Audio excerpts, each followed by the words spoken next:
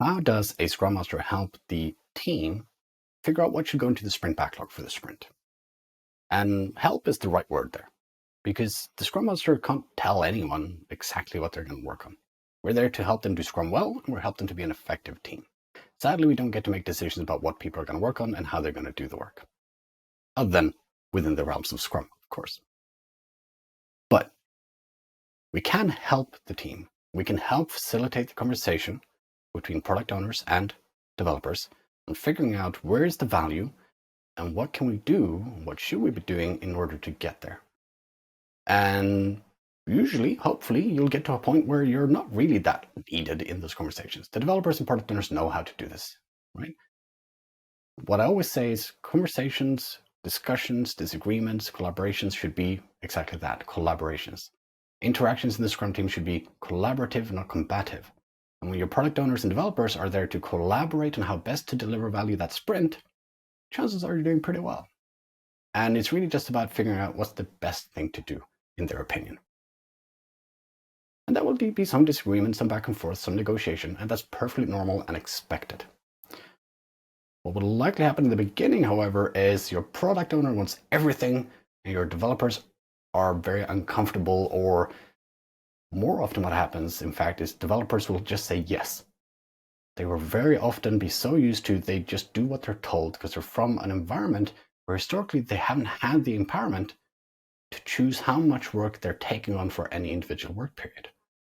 And in a sprint and in Scrum, the developers own and manage the sprint backlog. They choose how much work they pull in to the sprint backlog because the developers pull in work based on what the product owner believes is the next most valuable thing to do. The way I like to describe it is the developers let the product owner know how far can they run in an hour. That hour being the length of the sprint, how far they can run being the amount of work we think we can get done, how much value we think we can deliver. And the product owner then tries to figure out what is the most valuable direction to run in. And then developers do the work of figuring out what route should they take in order to get there in that direction, and how are they going to collaborate on their journey there. And the Scrum Master then facilitates that conversation. In the beginning, what might be a good idea is actually challenging both the product owner and developers on some simple questions. Why is this the most valuable thing? Are we sure about that? How are we going to know that value was delivered, right? Make sure they understand why the product backlog items they are suggesting for the sprint are valuable. For the developers, ask them, are they sure they can do that work? How are they going to come together to do it? Have they got a plan in mind? Sorry, have they got a plan of action in mind? There you go. See, my mind wanders, but that's okay. And how are they going to collaborate to get this done? Not all at the end of the sprint, but how are they going to get one thing done as soon as possible in the sprint? And then the next one, and the next one, and the next one, so that they don't accidentally build a little mini waterfall within the sprint. Very common pattern to see, especially in the beginning. When you have these conversations, chances are, even in the beginning, they're not going to believe you. They're going to say, of course we can do all of it, not a problem. We said yes, we mean yes. Let's pull in everything the product owner wanted us to pull in. Okay, that is not great.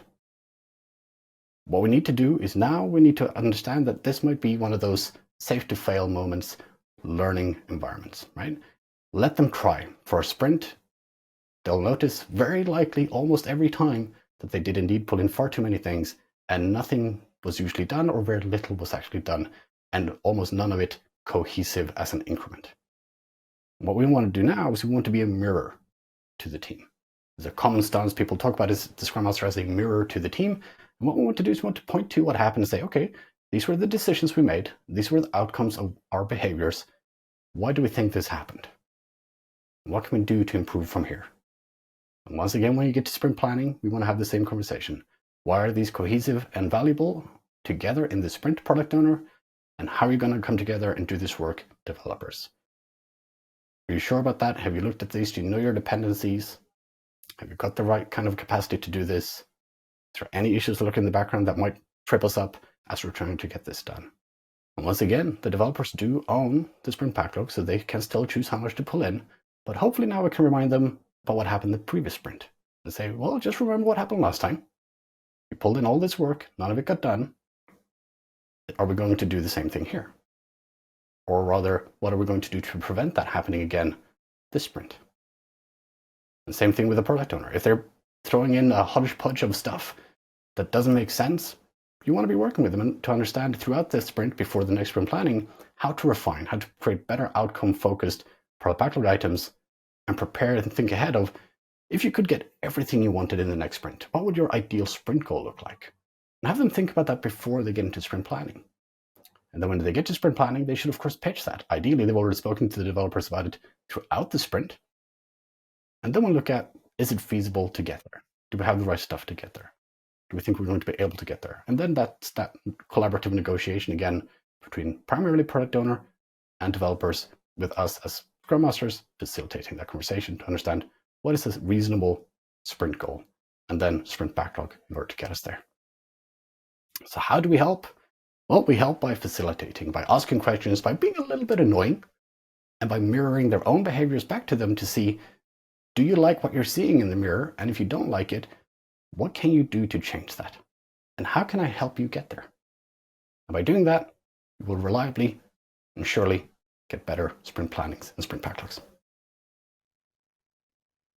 All right. Thank you very much for watching. And if you like what you saw and you want to hear more about what I've got to say in the future on similar questions, or if you have a question yourself, please reach out to me on LinkedIn. That's the easiest way to get a hold of me. You can also email me at oscar.styf@pragmaticshift.com.